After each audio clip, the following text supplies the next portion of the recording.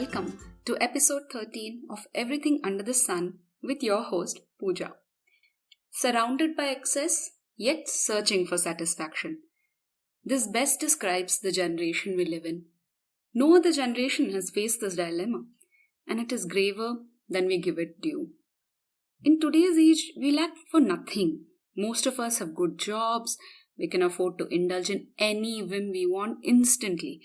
Yet, hardly a handful are at peace. Very few people are aware of the gravity of the situation this generation is in, and most of us are still not taking it seriously. It is crazy how easily media and advertising can normalize something in our lives which is not supposed to be normal. But we are still sitting on a ticking time bomb. I will go in detail as I know this is a bit vague so far. Surrounded by excess. Excess is the other side of abundance. True abundance is feeling satisfied and secured in all areas of life. So abundance has nothing to do with how much we own. Abundance is qualitative, not quantitative, and it is definitely subjective.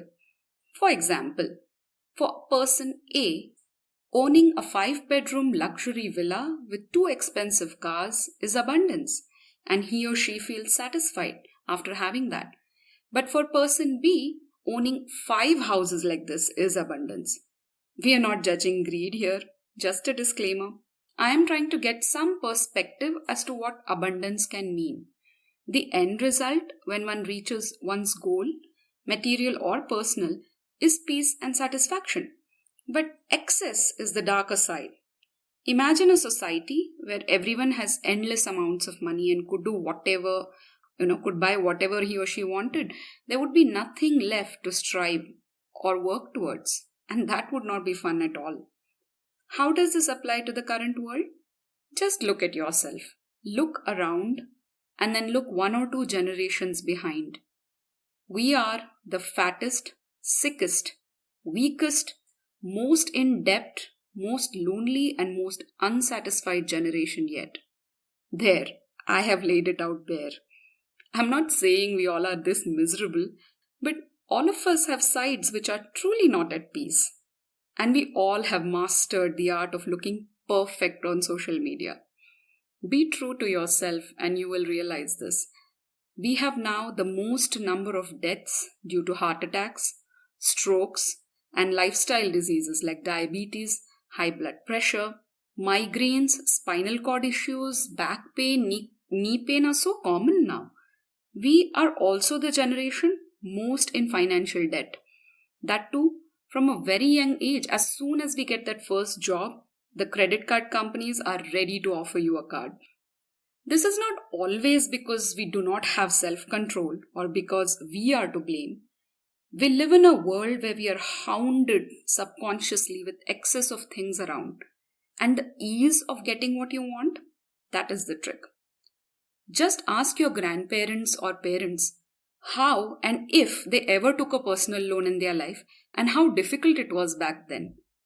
We do not even think twice. The bankers come home, collect our documents, and within hours transfer huge amounts of money to our bank accounts. All of us are surrounded by banks and credit card companies willing to give us credit. More than willing, they are tracking us down and hounding us to take this credit. I agree, the convenience is awesome and feels empowering until you need to pay back. And thus starts the never-ending cycle of loans and debts. It is scary, and what freaks me out is 90% of us do not realize what we are walking into. It is easy to say you need to be smart, you need to not fall for these things. It is not about being smart. We are subconsciously tuned to an EMI culture. And today, if you wanted a luxury car, you could easily get a personal loan within a day or 2 and have that sparkling new car in front of your house. We all have lost patience and the ability or the thought process of being patient enough to save for something, and it's almost extinct. Most of us realize or rather acknowledge our spending patterns only post the age of 30 or 35, and by then you would have accumulated enough debt to just spend years to dig out of it. Think about this. When did changing a mobile phone every year become a thing? Why do we need to upgrade everything in life every few years? From the TV to the furniture to the appliances to our laptops to our cars. Since when did expensive holidays become a need? We have been desensitized to spending. Imagine if you're 35-40 years old right now. In college, you probably spent 50 rupees on a movie, 30 rupees for the ticket and 20 rupees for popcorn. And you watched it in a comfortable AC theater with DTS surround sound. How and when did we transition from there to spending 500 rupees on a ticket and 400 rupees on popcorn? And why the hell do we find it normal? It is crazy, isn't it? None of us questioned this. The multiplexes played into our psyche so well. I mean, you can still make popcorn at home for 30 bucks. Inflation cannot justify this. Still, we all accept it as normal. And it is alarming because we all go for movies. Past few years, there is an awareness being created online, and I am glad people are waking up now. With no buy years and financial cleanses, we are definitely giving our spending patterns a shock and then maybe find the right balance to survive this mad world of consumerism. But still, there needs to be a mass awakening before it is too late. We end up as the poorest retired generation, begging on streets and relying on government aid when we are really old. Food is another marketed and well-targeted addiction. Making food cheaper, accessible 24/7, fried, sweeter, crunchier, and with zero nutrition. Morbid obesity is on the rise, and even seemingly slim people get heart attacks on treadmills. Our food has been destroyed by corporations. I mean, think about it. Why the hell do we need vitamins added to our cooking oil? There is nothing called a healthy cooking oil when you're still frying puris in it. This is not about self-control or being health conscious. It is about the amount of temptations and misleading information around us. After all, we are humans. The kids' channels are flooded with ads of noodles, pasta, chocolate, and so on. We are being sold ridiculous things under the name of health, apart from the obviously unhealthy fried stuff. Even stepping into the office cafeteria, you find brands like Domino's and McDonald's. Try browsing for the word pizza and watch your social media feeds flooded with suggested ads a few minutes later. People gulp down Coke and Pepsi like water. And who really cooks all meals at home nowadays? I was one of those people at one point in life, eating out every day, and weekends I would order in. And I'm not saying we should all stop doing this, but we are acting like deer in front of a car's headlights at night, just stunned. We are blindly developing patterns of eating and spending, and that is being tagged as normal. Diabetes is not normal. High blood pressure should not be normal. Back pain should not be a part of a normal conversation with colleagues. There should be no pressure to buy the latest iPhone. I mean, iPhone is the greatest example of excess.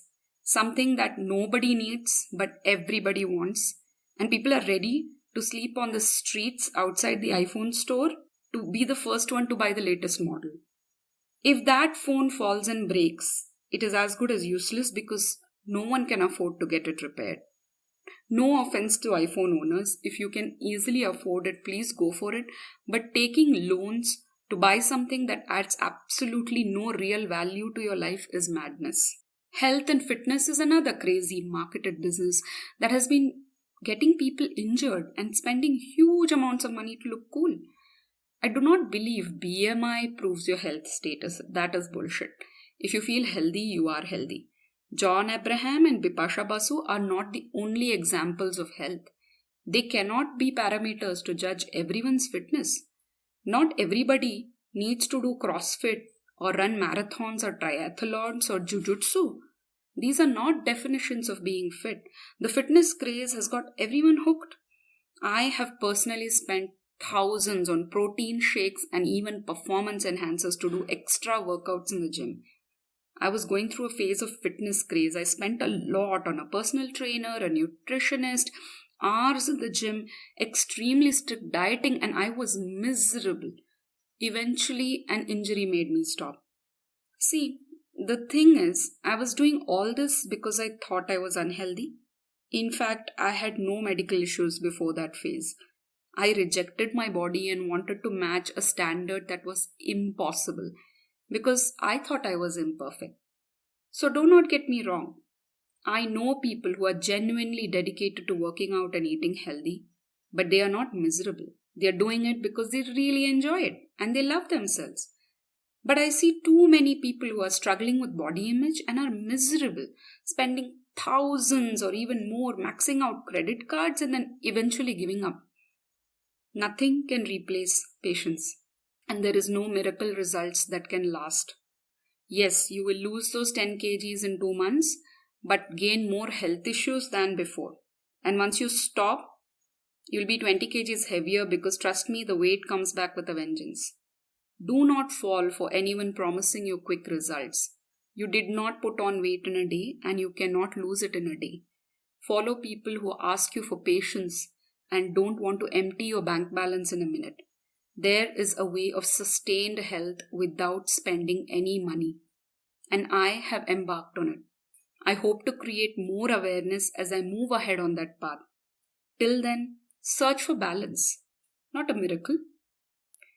The list of industries and segments is never ending. The fashion and grooming industry, the love and marriage industry, marketing and targeted selling is slowly crossing boundaries we never imagined. To remain unaffected by the sheer amount of selling around us is near impossible, and not many people are talking about it. I mean, when did this return gift trend start for birthday parties? I do not remember pestering my dad for money to buy expensive gifts for my friends. I remember saving up pocket money if there was a friend's birthday and then adjusting the gifts within that budget. The fact is, it all seems tiny and insignificant, but this is how, drop by drop, our generation has been brainwashed into thinking normal about these spending patterns. The children today know no lack. They have nothing to draw a parallel to, and it is scary. Where are we headed as a society? Is this something that will eventually implode? Do you see the connection between this and the rise in the number of suicides, especially between the ages of 16 to 25? When I speak to youngsters in this age group, they are so impatient. They want to grow so fast. They want all the fame and money within 2 years of leaving college. I once spoke to a fresher who had joined my company, and in the very first meeting, she asked me, what is the promotion cycle in this company? I mean, here is a person out of college. This is her first job. She should be looking at learning and concentrating on learning more and more, but yet within 1 week, she is worried about a promotion cycle. And they get so disappointed when, they have to face that nothing happens overnight. Sadly, some of them end their lives. Creating awareness, having more conversations, taking a pen and a notepad and writing down where in your life you see this pattern. Nobody is above this. Everybody has been affected by it in one way or another. Recognizing that these patterns are more addictive than cocaine and alcohol is very, very important. Doctors have proven that some of these fast foods are more addictive and destructive than drugs. As adults, you can filter and make a choice, right, for this addiction. But when children are being introduced to fast foods, they have not developed their brains to stop themselves from being addicted, and that is the scary part. Identifying behaviors driven by media and marketing are important. Do not be under the impression that you're smarter. The subconscious patterns will shock you. We all need to ask ourselves, despite so much ease and so much excess, why are we still unhappy? Why are we still not at peace? What are we still searching for? Can we train our brains to stop and think, hey, do I really need this? One trick that has helped me is if I get an impulse of shopping online, I spend the time online, I add things to the cart that I want to buy, I wait for some time, and once that urge is satisfied, I delete everything from the cart. because I never needed any of that to start with.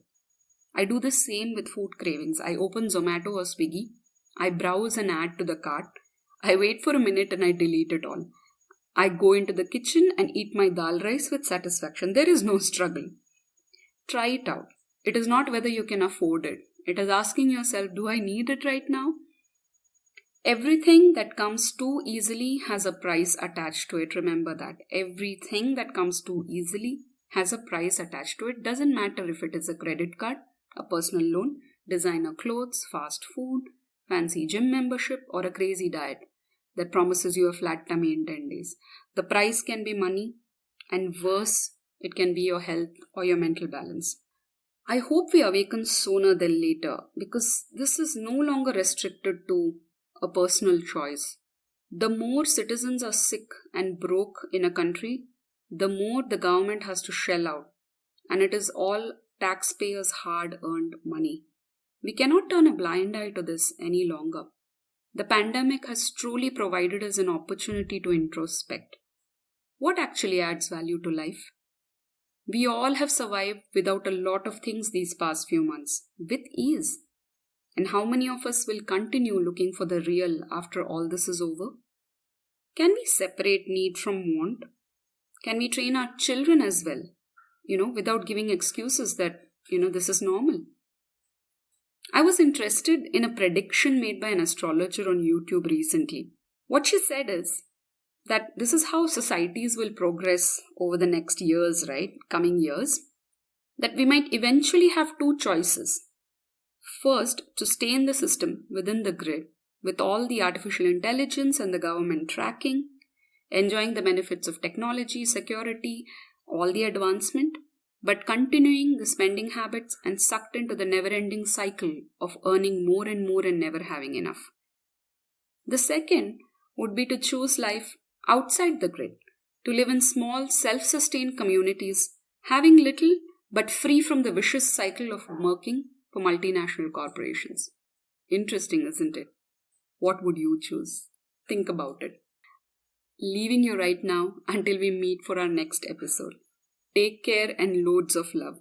Goodbye from your host Pooja.